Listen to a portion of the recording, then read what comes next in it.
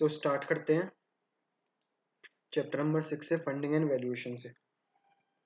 देखिए, जो हमारा फंडिंग एंड वैल्यूएशन है, इस चैप्टर में हम पढ़ेंगे कि जो स्टार्टअप है वो अपने फंड को कैसे मैनेज करेंगे और कैसे इन्वेस्टर से अपना फंड रेज कर सकते हैं। सबसे पहले बात करते हैं टाइप्स ऑफ फंड की। उससे पहले भी बात करते हैं, देखो इसमें बताया why do the startup needs fund. Startup को फंड्स की जरूरत क्यों पड़ती है।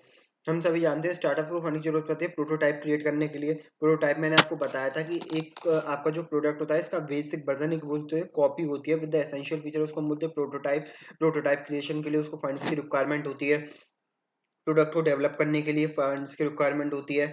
टीम हायर करने के लिए, एक टैलेंटेड टीम हायर करने के लिए फंड्स की रिक्वायरमेंट होती है। वर्किंग कैपिटल को मैनेज करने के लिए, मतलब डे टू डे अपनी एक्टिविटीज ऑपरेशंस को करने के लिए, ऑपरेशन एक्सपेंसेस को करने के लिए उसको फंड्स की रिक्वायरमेंट होती है। लीगल एंड कंसल्टिंग सर्विसेज, जो हमारी लीगल एंड कंसल्टेंसी सर्विसेज होती हैं, काफ़ी सारी रेगुलेटरी रिक्वायरमेंट्स होती हैं, उनको फुलफिल करने के लिए। रॉ मटेरियल एंड इक्विपमेंट खरीदने के लिए फंड्स की रिक्वायरमेंट होती है। Licence and certification, various trademarks के और हमारे वेरियस लाइसेंस होते हैं जैसे लेवल लाइसेंस, इन सबको ऑब्टेन करने के लिए हमारे फंड्स की जरूरत होती है। जीएसटी के कंप्लाइंसेस करने के लिए हमको फंड्स की जरूरत होती है। Marketing and sales, various marketing and sales strategy को परफॉर्म करने के लिए हमको फंड्स की रिक्वायरमेंट होती है। Office space and administration space, हमारे एडमिनिस्ट्रेशन एक्सपेंसेस हैं, बिजली का खर्चा, रेंट, ये इन सारे एक्सपेंसेस को फुलफिल करने के लिए हमको फंड्स की रिक्वायरमेंट होती है। अब बात करते हैं कि हमारे फंड्स के टाइप क्या क्या है। आप सभी जानते हैं 3 तरीके के फंड्स के टाइप होते हैं, इक्विटी, डेब्ट एंड ग्रांट्स। देखो, इक्विटी फंड वो फंड होता है जो कि हमको मिलता है अगेंस्ट द इक्विटी। इन्वेस्टर हमारी कंपनी में इक्विटी खरीदते हैं और हमको इक्विटी के बदले हमको फंड प्रोवाइड करते हैं, उसको बोलते हैं इक्विटी। डेब्ट, डेब्ट वो होता है जो हम अपनी असेट्स को एक तरीके से गिरवी रख के जिस पे पैसा लेते हैं उसको हम बोलते हैं डेब्ट फाइनेंसिंग। डेब्ट फाइनेंसिंग का मतलब बोरो करते हैं मनी अगेंस्ट एनी सम कोलेट्रल।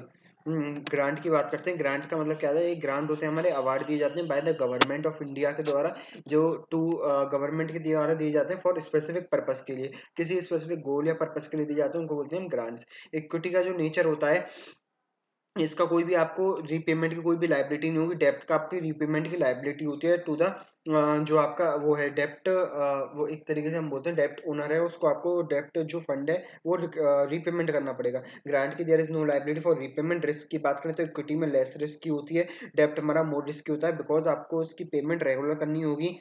और जो ग्रांट है, ग्रांट में रिस्क होगा। अगर स्टार्टअप जो जिस पर्पस के लिए ग्रांट दिया गया है उस पर्पस को मीट नहीं कर पाता है, देन जो गवर्नमेंट है आपका ग्रांट उसको वापस ले लेगी। Threshold of commitment, threshold of commitment की बात करते हैं। इक्विटी में आपको कोई भी थ्रेशोल्ड नहीं है कमिटमेंट, जैसे कोई भी आपको फिक्स्ड पेमेंट ऑफ इंटरेस्ट नहीं है, जबकि डेब्ट में आपको fixed payment of periodic payment of interest करना ही करना पड़ेगा।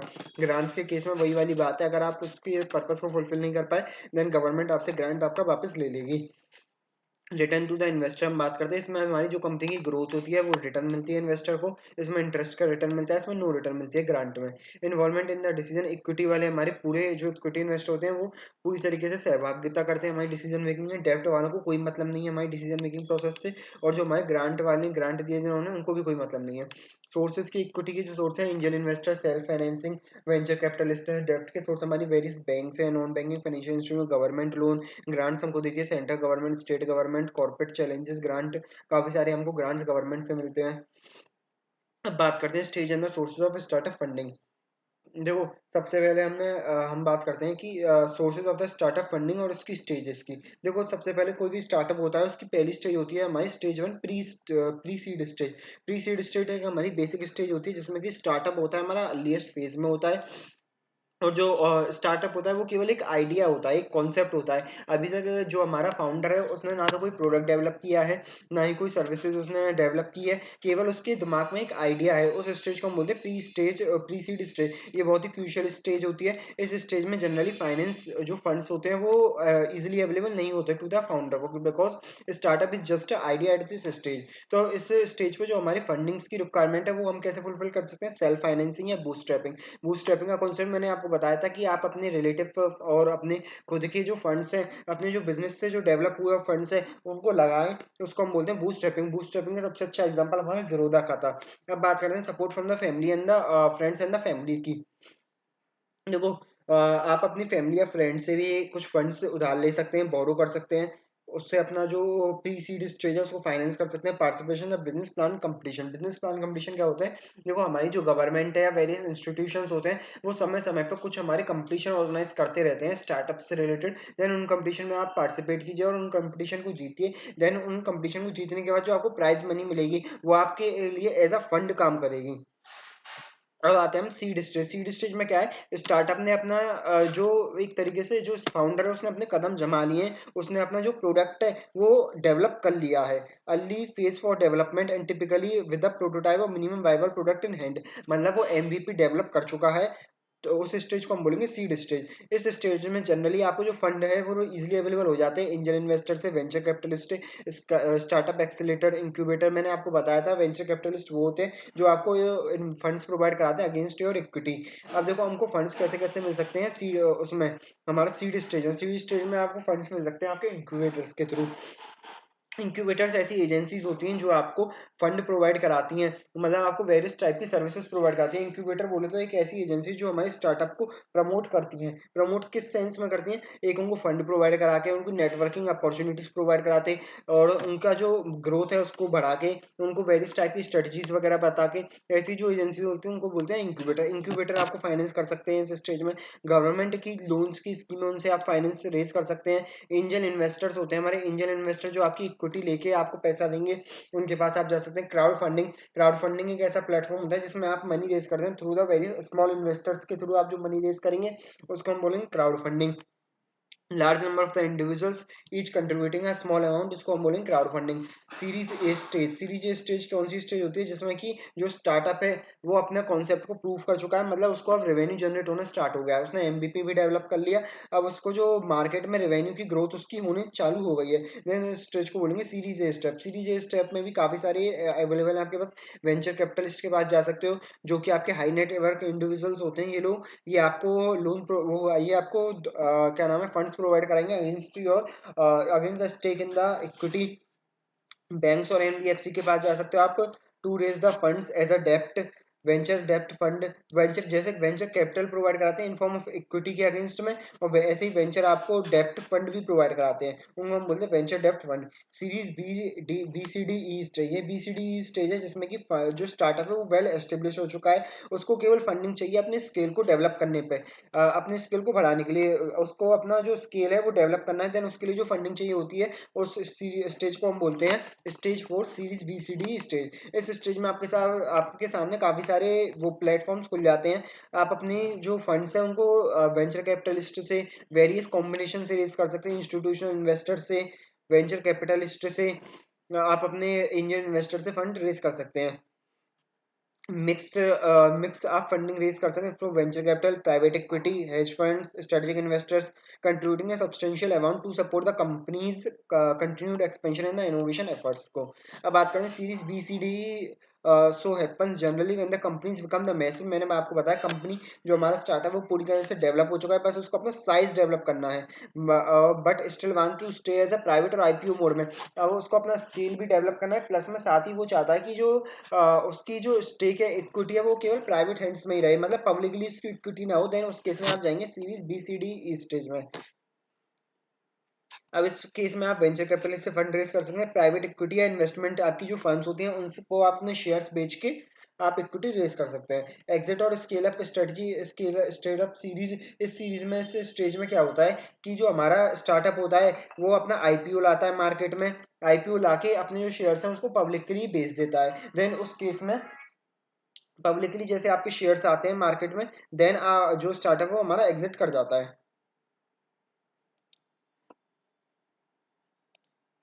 देखो फिफ्थ स्टेज क्या आती है? फिफ्थ स्टेज वो स्टेज आती है जिसमें कि जो हमारे फाउंडर्स होते हैं आईपीओ के, वो अपना शेयर्स बेचने चाहते हैं, अपनी जो इक्विटी है उसको सेल करना चाहते हैं जिससे कि वो अपने एग्जिट कर सके।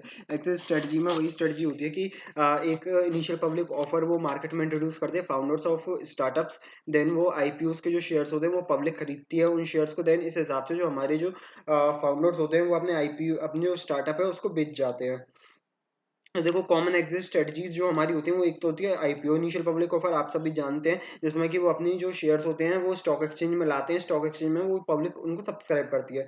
मर्जर एंड एक्विजिशन की बात करते हैं, मर्जर एंड एक्विजिशन कोई भी स्टार्टअप होता है, कोई भी अच्छा स्टार्टअप होता है, किसी भी अदर कंपनी को उसमें अगर स्कोप लगता है, देन वो कंपनी उस स्टार्टअप को डायरेक्टली एक्वायर कर लेती है, देन उस स्टेज को उसको हम बोलते हैं मर्जर एंड एक्विजिशन। और फिर selling of shares, selling of shares का मतलब क्या है, इन्वेस्टर्स अपने शेयर्स को, इक्विटी शेयर्स को अदर वेंचर कैपिटल से प्राइवेट इक्विटी फर्म को बेच देते हैं, इस हिसाब से भी वो एग्जिट कर जाते हैं। बायबैक का मतलब क्या होता है, बायबैक का मतलब होता है जो फाउंडर्स अपने शेयर्स खुद ही खरीद लेते हैं, उस स्टेज को हम बोलते हैं बायबैक। अब बात करते हैं परक्यूसिट्स, अब बात करते हैं हम परक्यूसिट्स ऑफ स्टार्टअप फंडिंग्स। अब हम बात कर रहे थे रिक्विजिट्स ऑफ स्टार्टअप फंडिंग्स। अब देखो कोई भी स्टार्टअप है अगर वो फंडिंग के लिए जाता है तो उसको क्या क्या स्टेप्स फॉलो करने पड़ेंगे। सबसे पहले कोई भी स्टार्टअप अगर फंडिंग के लिए जाता है, उसको फंडिंग की रिक्वायरमेंट होती है, तो सबसे पहले उसको असेस करना पड़ेगा उसकी नीड्स फॉर फंड, मतलब उसको कितनी फंड की रिक्वायरमेंट है। सबसे पहले स्टार्टअप को देखना पड़ेगा कि उसको जो फंड है वो कितनी रिक्वायरमेंट है, किस किस चीज़ों में उस फंड को वो स्पेंड करेगा, खर्च करेगा। और दूसरा, अपकमिंग 2 4 और 10 ईयर्स के लिए उसके उस फंड से क्या टारगेट रहेंगे, उस फंड से वो खर्च करने के बाद क्या अचीव करना चाहता है। सबसे पहले किसी भी स्टार्टअप को ये अचीव करना बहुत ही ज़्यादा जरूरी है। It is essential to determine what is the need for fund, what is the need of fund. अब बात करें generally for the tech startup funds की जो रिक्वायरमेंट क्या होती है, कि हमारे प्रोडक्ट को डेवलप करने के लिए, स्केलेबिलिटी या ग्रोथ के लिए, अपना स्केल ऑफ ऑपरेशन बढ़ाने के लिए, talent acquisition, highly skilled team को अपने यहाँ पर एम्प्लॉय करने के लिए, मार्केट एक्सपेंशन के लिए, अपना जो ग्रोथ है, अपना जो शेयर है, मार्केट शेयर उसको बढ़ाने के लिए हमको फंड्स की रिक्वायरमेंट होती है। अब बात करते हैं assessing the investment readiness. Assessing the investment readiness का मतलब रेडीनेस। रेडीनेस का मतलब क्या होता है, देखो startup must not only recognise their funds need but also assess the readiness to secure the investment by addressing the criteria for the investor prioritise. मतलब क्या है, अब स्टार्टअप ने ये तो असेस कर लिया उसको रिक्वायरमेंट कितनी है फंड्स की, बट उसको साथ साथ में जो फाउंडर्स हैं स्टार्टअप के, उनको ये भी ध्यान में रखना है कि जो हमारा इन्वेस्टमेंट है वो हम इन्वेस्टर से कैसे सीख कर सकते हैं, मतलब कैसे ऑब्टेन कर सकते हैं, उस इन्वेस्टमेंट को कैसे रेडीनेस कर सकते हैं। Recognizing the need for the funding is a crucial for startup, but equally significant in gauging their readiness to seek the investment, convincing the investors hints on demonstrating a solid revenue projection and potential returns। इसका इस point का मतलब केवल यह है कि आप investor से अपने फंड को कैसे रेज कर सकते हैं, कैसे रेज कर सकते हैं, वो सारे पॉइंट्स हमको नीचे दिए गए हैं। असेसिंग इन्वेस्टमेंट रेडीनेस का मतलब है कि आप कैसे अपने जो इन्वेस्टर है उससे अपना फंड्स है उसको रेज कर सकते हैं। अब कैसे कैसे रेज कर सकते हैं उसके पॉइंट्स दे रखे हैं, revenue growth and market position. Investor को सबसे पहले आप ये बताएं कि हमारी जो प्रोडक्ट की जो मार्केट डिमांड है वो कितनी अच्छी है, हमारा जो मार्केट का पोजीशन है, मार्केट का शेयर है वो कितना है। अगर उसको अच्छा लगेगा देन वो हमारे स्टार्टअप में इन्वेस्ट करेगा। Favourable return on investment, investor को आप बताएं कि आपका जो रिटर्न इन्वेस्टमेंट कितना है। सब दूसरे फिर आप बताएं इन्वेस्टर को time to break even and profitability, कि हमारे जो ब्रेक इवन है हम किस पॉइंट पर अचीव करेंगे, और हमारा जो प्रॉफिटेबिलिटी का स्केल है वो कब हमारा अचीव होगा, कितने टाइम में अचीव होगा। Uniqueness and the competitive advantage भी अपने स्टार्टअप की बताएं। Entrepreneur vision and future plan, अपना विजन मिशन गोल्स बताएं। Reliable passionate and talented team, आप बताएं कि हमारे पास जो टीम है हमारी अंडर जो काम कर रही है वो रिलायबल है, पैशनेट एंड वो है कॉन्फिडेंट टीम है। अब बात करें preparation of pitch deck. Preparation of pitch deck, अभी देखो हम कौन कौन से पॉइंट पढ़ रहे हैं, हम वो पॉइंट पढ़ रहे हैं कि जो आप किसी भी स्टार्टअप के लिए जो फंडिंग एक्वायर करेंगे, देन उस समय आपको क्या क्या बातें ध्यान रखनी है। सबसे पहले आपको कितने फंड्स की रिक्वायरमेंट है, देन आप इन्वेस्टर्स को क्या क्या बताएंगे जिससे कि आपको फंड्स रेडली अवेलेबल हो जाएंगे। फिर हम बात करें preparation of pitch deck. Pitch deck को आप कैसे प्रिपेयर करेंगे, देखो पिच डेक के बारे में मैंने आपको बताया था। पिच डेक एक प्रेजेंटेशन होती है जिसमें कि जो हमारा इन्वेस्टर है उसके बिहाफ पे आपके स्टार्टअप में इन्वेस्ट करेगा, इसलिए जो हमारे एंटरप्रेन्योर्स होते हैं उनको ये विजुअल प्रेजेंटेशन बहुत ही अच्छी तरीके से बनानी है। उनको प्रेजेंटेशन में पहला पॉइंट अपना बताना है, इंट्रोडक्शन बताना है अपनी कंपनी के बारे में। देन अपना प्रॉब्लम स्टेटमेंट बताना है कि हमारा जो मार्केट में प्रेजेंटली प्रॉब्लम चल क्या रही है, और हमारा प्रोडक्ट एंड सर्विस उस प्रॉब्लम को कैसे सॉल्व कर रहे हैं। मार्केट की अपॉर्चुनिटीज बताएं, बिजनेस मॉडल अपना बताएं उनको, टीम वगैरह के बारे में आप बताएं उनको, फाइनेंशियल प्रोजेक्शंस बताएं कि आने वाले सालों में कि हमारा जो स्टार्टअप है वो कितना रेवेन्यू जनरेट करेगा अपनी। फिर एंड में आप उनको बताएं कि हम कितने इक्विटी के लिए कितना फंड्स आपको देंगे। कॉल टू एक्शन में आप कंक्लूड करें, strong call to inviting the investor to engage the further in expression readiness to discuss the investment opportunity. Last में उनसे उनकी इन्वेस्टमेंट की अपॉर्चुनिटी डिस्कस करें कि आप हमको कितना फंड प्रोवाइड कर सकते हैं फॉर हाउ मच इक्विटी। फिर आप इन्वेस्टर टारगेटिंग का मतलब क्या है? Each venture capitalist firm operate according to the investment, ठीक है, thesis are strategic framework guidelines the investment decision, these thesis outline the firm preferred stage of investment, geographical focus.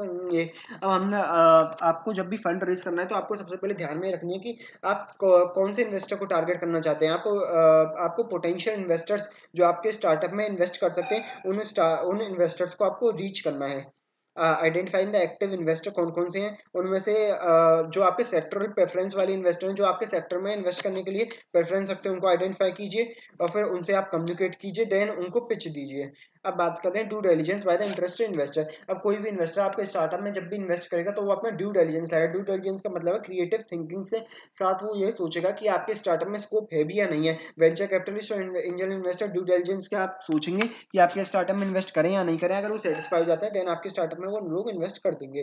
Team sheet, वो term sheet का मतलब क्या होता है? एक non binding agreement होता है जिसमें कि जो कि हमारे वेंचर कैपिटलिस्ट फर्म इनको प्रिपेयर करती हैं, उसमें वो ये लिखती हैं अपने रूल्स एंड रेगुलेशन किस हिसाब से वो आपकी फर्म में आपके स्टार्टअप में इन्वेस्ट करेंगे। उसमें जो आपकी टर्म्स एंड कंडीशंस होंगी वो लिखी जाती हैं आपकी टर्म शीट में। नॉन बाइंडिंग इसलिए होता है क्योंकि जो हमारे इन्वेस्टर्स हैं वो उसको प्रिपेयर करके आते हैं, जब आपकी वो इंटरेस्ट हो जाएंगे स्टार्टअप में इन्वेस्ट करेंगे देन ये टर्म शीट फाइनलाइज की जाएगी।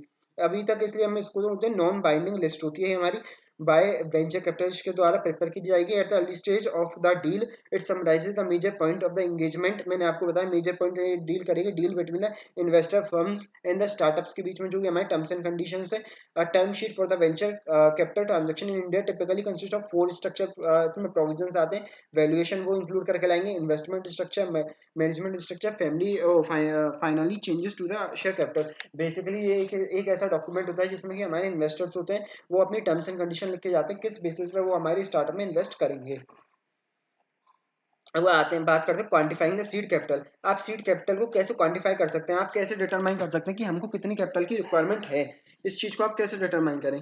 देखो, फर्स्टली आप क्या आता है, firstly the startup must evaluate the immediate financial requirement. मैंने आपको बताया आप अपनी इमीडिएट फाइनेंशियल नीड्स को डिटरमाइन कीजिए, अपनी बजट वगैरह को प्रिपेयर कीजिए। देन स्टार्टअप को क्या करना है, अपने पोटेंशियल सोर्सेज को कंसीडर करना है। सबसे पहले आपकी नीड क्या है, देन आपके इन्वेस्टर कौन कौन से हैं, देन फिर आप देखिए कि आपके पोटेंशियल सोर्सेज क्या हैं और बजट प्रिपेयर कीजिए। Startup must factor in the contingency planning भी करनी है आपको। Establish the major and clearable milestone. देखो, सबसे पहले हमने देखा फंड्स की हमको जरूरत कितनी है, दूसरा हमने फिर उनके बेसिस पे बजट बनाया, बजट बनाने के बाद पोटेंशियल सोर्सेज हमने डिटरमाइन किए।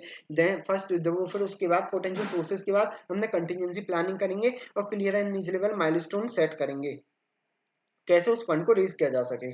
अब बात करते हैं ways to quantify the seed capital. अब कैसे कैसे सीड कैपिटल को हम क्वांटिफाई कर सकते हैं, मतलब हम कैसे डिटरमाइन करें कि हमको कितनी कैपिटल की रिक्वायरमेंट होगी।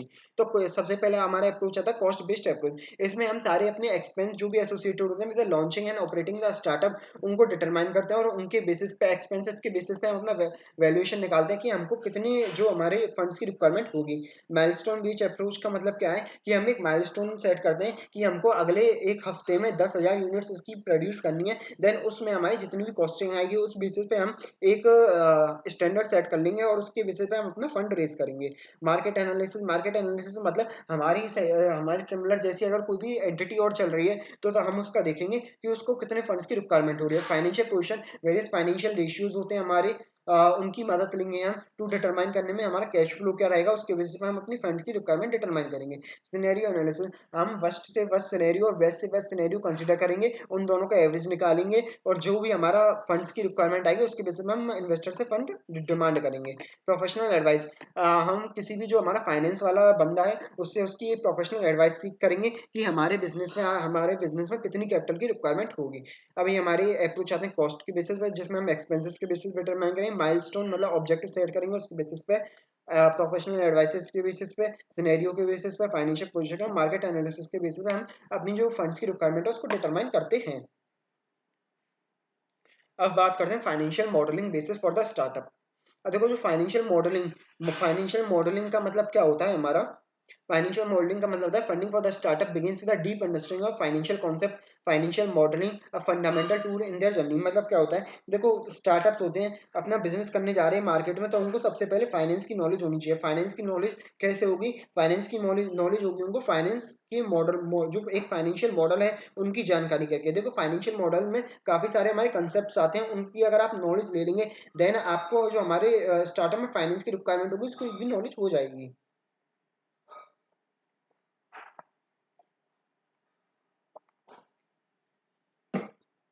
अब हम बात करते हैं कि फाइनेंशियल जो मॉडलिंग है उसके कंपोनेंट्स क्या क्या हैं। अगर इनकी आप नॉलेज ऑब्टेन कर लेंगे देन आपको अपने फंड्स की रिक्वायरमेंट पता चल जाएगी।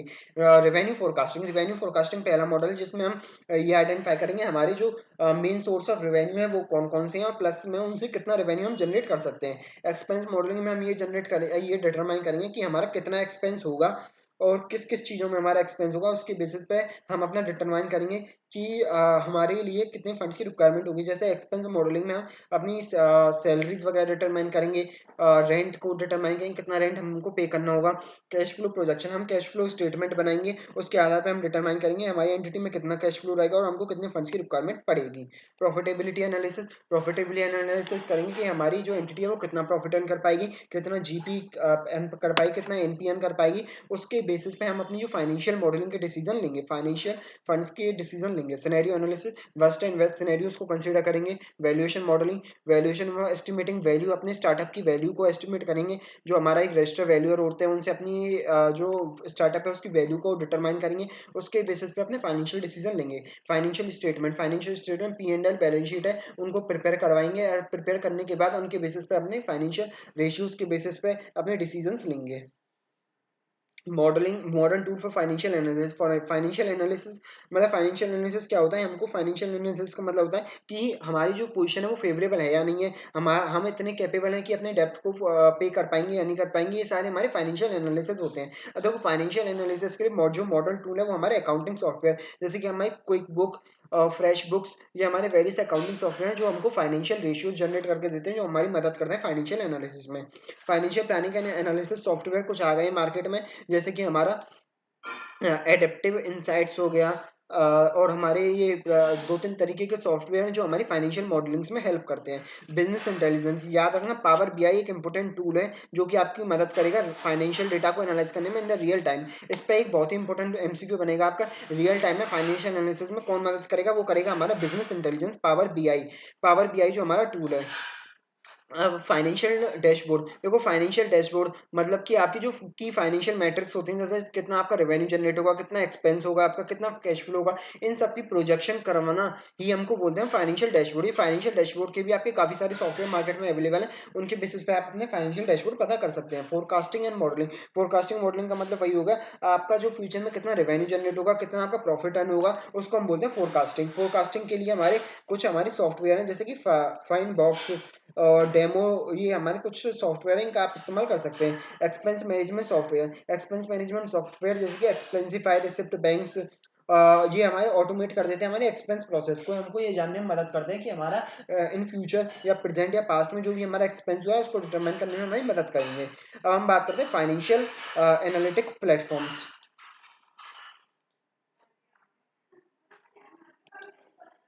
अब बात करते हैं हम फाइनेंशियल एनालिसिस प्लेटफॉर्म। देखो कुछ हमारे जो प्लेटफॉर्म होते हैं जैसे कि प्लेटफॉर्म, फ्लोट, पल्स, ये हमारे फाइनेंशियल एनालिसिस बेसिकली वही हमारे फाइनेंशियल रेशियो का एनालिसिस करके हमको ये बताते हैं। Financial ratio analysis, trend analysis और वेरियस तरह के बेंचमार्क एनालिसिस ये हमको करके बताते हैं। इंडिया में जो हमारे स्पेसिफिक टूल्स हैं फॉर स्टार्टअप्स के लिए जो कि हमको फाइनेंशियल एनालिसिस में मदद करते हैं वो टैली ईआरपी 9, आप सभी परिचित हैं। टैली ईआरपी 9 एक सॉफ्टवेयर होता है जो हमको अकाउंटिंग करने में मदद करता है, प्लस में हमको various ratio analysis, GST compliance और फाइलिंग वगैरह में भी मदद करता है। ऐसे ही हमारा जोलो बुक्स है, क्लियर टेक्स है, आप इनको रीड आउट कर सकते हैं। काफी तरीके के सॉफ्टवेयर हैं जो हमारी मदद करते हैं टू टू फाइनेंशियल एनालिसिस में।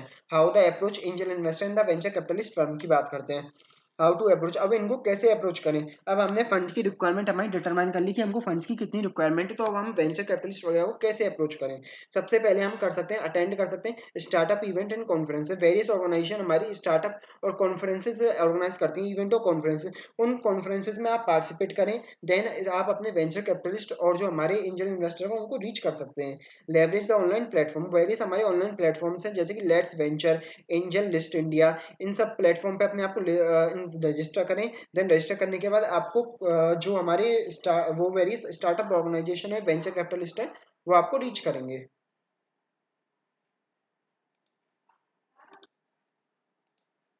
तो मैंने आपको बताया था जैसे ERP9 है आपका, ज़ोरो बुक्स है, क्लियर टेक्स्ट है, काफ़ी सारे सॉफ्टवेयर हैं जो हमारी मदद करते हैं फाइनेंशियल एनालिसिस करने में। How to approach the angel investor, the venture capitalist firm को कैसे कैसे अप्रोच कर सकते हैं। अटेंड कर सकते हैं कि स्टार्टअप इवेंट कॉन्फ्रेंसेज ऑर्गेनाइज होते हैं, उनको अटेंड कीजिए, ऑनलाइन प्लेटफॉर्म से उन पर रजिस्टर कीजिए और देन आपको ये लोग अप्रोच करेंगे। Seek introduction from the local network, देखो लोकल जो आपके इंटरप्रेन्योर्स हैं मार्केट में, जो ऑलरेडी एस्टेब्लिश इंटरप्रेन्योर्स हैं, उनसे आप कॉन्टैक्ट कीजिए। Apply to the Indian startup accelerator incubators, accelerators and incubator की एक स्कीम चलती है, इसमें आप अप्लाई कर दीजिए। देन आपको जो वेरियस वेंचर कैपिटलिस्ट और एंजल इन्वेस्टर वो आपको रीच करेंगे।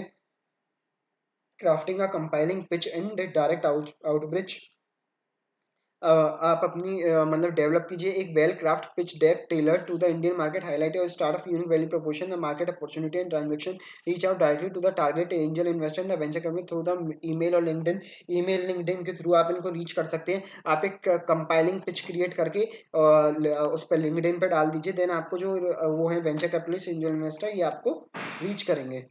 सीक बाय सीक और step by step guidance to approaching the investor, कैसे आप इन्वेस्टर्स को रीच कर सकते हैं। प्रिपेयर और पिच, सबसे पहले अपनी पिच बनाइए, क्लियर पिच बनाइए जो कि प्रॉब्लम सॉल्विंग करने वाली हो और यूनिक हो। उसको क्या करना है, रिसर्च इन्वेस्टर्स, फिर आप अपने इन्वेस्टर्स को ढूंढिए, पोटेंशियल इन्वेस्टर कौन से, देन उनको अपनी पिच दीजिए।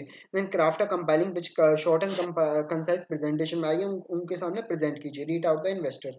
पिच योर स्टार्टअप, देन अपने स्टार्टअप्स को पिच कीजिए, स्टोरी टेलिंग की तरह उनको सुनाइए। Follow up and close the deal, then finally उनके सामने एक डील रखिए, देन उस डील को आप निगोशिएट कीजिए। अब बात करते हैं किसी भी, आप जब भी कोई भी पिच वगैरह करते हैं to in present of investor, then आपको तीन बातों का ध्यान रखना है, पेशेंट, प्रिपरेशन एंड परसिस्टेंस। तीन आपकी आपके अंदर क्वालिटीज होनी चाहिए while pitching in front of investors. Patience मतलब आपके अंदर पेशेंस होना चाहिए, प्रिपरेशन आप फुली प्रिपेयर्ड होनी चाहिए, परसिस्टेंस मतलब आप परस्यूडिंग आपका नेचर होना चाहिए। अब कुछ हमको एग्जांपल दे रखे हैं जो कि हमारे स्टार्टअप से जिन्होंने एंजल इन्वेस्टर्स वगैरह को रीच किया, जैसे कि हमारा व्हाट्सएप, व्हाट्सएप का एग्जांपल है, यूबर का एग्जांपल, एयरन ऐप का, इन सबको आप रीड आउट कर सकते हैं। फिर आगे बात करते हैं understanding the term sheet, investor agreement and equity dilutions, the science behind the startup valuation. सबसे पहले बात करते हैं टर्म शीट। टर्म शीट हमने देखा था एक नॉन बाइंडिंग वो होता है, डॉक्यूमेंट होता है जिसमें कि जो हमारे इन्वेस्टर्स होते हैं वो हमारी टर्म्स एंड कंडीशन लिख कर लाते हैं कि भैया हमारी ये टर्म्स हैं, ये हमारी कंडीशंस होंगी अगर हम आपके स्टार्टअप में इन्वेस्ट करेंगे तो। देन ये हमारा नॉन बाइंडिंग इसलिए होता है क्योंकि अभी तक जो हमारे वो होते हैं फाउंडर और इन्वेस्टर के बीच में एक कॉन्ट्रैक्ट एंटर हुआ नहीं होता। देखो टर्म शीट के एलिमेंट्स क्या होते हैं, इंट्रोडक्शन एंड समरी। सबसे पहले आपको इंट्रोडक्शन बताएंगे अपनी पार्टीज इन्वॉल्व के बारे में, वैल्यूएशन इन्वेस्टमेंट डिटेल। फिर आपको जो टर्म शीट है उसमें ये मिलेगा कि आपकी स्टार्टअप्स का कितना वैल्यूएशन उन लोगों ने किया और कितना आपके लिए वो इन्वेस्टमेंट करना चाहते हैं। इन्वेस्टमेंट स्ट्रक्चर का मतलब है कि एक तरीके से वो नहीं होता, इन्वेस्टर अपनी जो वो बताते हैं कि हम 1% स्टेक फॉर 10 lakhs, इस टाइप से जो आपके इन्वेस्टमेंट की जो वो होते हैं पॉइंट्स होते हैं वो लिखे रहते हैं इन्वेस्टमेंट स्ट्रक्चर में। फाउंडर वेस्टिंग, कुछ ऐसे प्रोविजन होंगे जो कि आपके फाउंडर्स को रेस्ट्रिक्ट करेंगे to for existing strategy. Founder vesting का मतलब क्या होता है कि जो फाउंडर्स हैं वो को continue to be committed for the success of the startup, ऐसा ना हो कि फाउंडर ही स्टार्टअप को छोड़ के चला जाए, इसलिए वेस्टिंग का भी प्रोविजन डालते हैं। गवर्नेंस एंड कंट्रोल का प्रोविजन डाला जाता है कि गवर्नेंस का अधिकार किसके पास होगा, राइट्स एंड प्रोटेक्शन, क्या राइट्स होंगी दोनों पार्टीज की, क्या प्रोटेक्शन होगी, एग्जिट स्ट्रेटेजी क्या होगी, आईपीओ के थ्रू एग्जिट करेंगे या मर्जर एंड एक्विजिशन के through, legal and regulatory consideration क्या क्या होंगी, कंडीशन प्रेसिडेंट क्या होंगी, और expiration in the bidding nature, what was the expiration date of the startup, मतलब कब आप एग्जिट स्ट्रेटजी में एंटर करेंगे, इस टाइप्स की हमारी उसमें लिखी गई होंगी टर्म शीट में। और टर्म शीट में इसके अलावा आप क्या क्या इंक्लूड कर सकते हैं, आप इंक्लूड कर सकते हैं anti dilution provision. Anti dilution provision वो प्रोविजन होते हैं जो कि आपके प्रोटेक्ट करते हैं इन्वेस्टर्स को उसकी उनकी ओनरशिप्स को in the event of future equity financing round at the lower valuation. मतलब क्या है कि आज तो इन्वेस्टर्स को आप अट्रैक्ट कर रहे हो अपना 100 करोड़ का वैल्यूएशन दिखा के, इन फ्यूचर आप ऐसा ना हो कि आप अनदर इन्वेस्टर्स को रीच करो अपनी स्टार्टअप का 80 करोड़ का वैल्यूएशन दिखाएं, मतलब लोअर वैल्यूएशन में आप अदर इन्वेस्टर को अट्रैक्ट ना करें। इस टाइप के हमारे एंटी डाइल्यूशन प्रोविजंस भी हमारे लिखे होते हैं इन द टर्म शीट में। लिक्विडेशन प्रेफरेंस, लिक्विडेशन प्रेफरेंस लिखा होगा, लिक्विडेशन की स्टेज में आप या तो आईपीओ के थ्रू जाएंगे या फिर मर्जर एक्विजिशन के थ्रू जाएंगे, इस तरीके की रिक्वायरमेंट्स हमारी लिखी रहती हैं। Conversion right, what was the conversion right when the जो हमारे convertible preference shares are converted to the equity में कन्वर्ट होंगे, देन उनके क्या क्या राइट्स होंगे, क्या अधिकार होंगे, रिडम्पशन राइट्स क्या होंगे, when debenture holder preference share आप रिडीम करेंगे तो उनके राइट्स क्या होंगे, इन्फॉर्मेशन राइट्स क्या होंगे हमारे, financial and the operation information के, बोर्ड रिप्रेजेंटेशन, इन्वेस्टर में negotiate right to appoint one more representative, मतलब बोर्ड ऑफ डायरेक्टर में हमारा एक बंदा बैठेगा, इस टाइप की वेटिंग की रिक्वायरमेंट हो सकती है। फाउंडर की रेस्ट्रिक्शंस हो सकती हैं such as non compete fees, मतलब फाउंडर कोई और सिमिलर बिजनेस नहीं कंप्लीट करेगा। ई सॉप से रिलेटेड क्या प्रोविजन, प्री एग्जम्पशन राइट का मतलब क्या होता है कि हमारे जो एग्जिस्टिंग शेयर होल्डर्स हैं उनको आप राइट प्रोवाइड करेंगे to buy the existing shares in case of new issue. Dispute resolving mechanism क्या होगा, अगर हमारे बीच में डिस्प्यूट हो जाएगा तो कैसे सॉल्व होगा। Investor agreement and equity dilution, investor agreement is a legally binding contract between the startup and the investors. तो ये हमारा एक कॉन्ट्रैक्ट होता है इन्वेस्टर एग्रीमेंट का। Investor agreement is known as shareholder agreement और द सब्सक्रिप्शन एग्रीमेंट, जिसमें ये बताया जाता है कि उनकी टर्म्स एंड कंडीशन लिखी जाती है between the founders and the investors.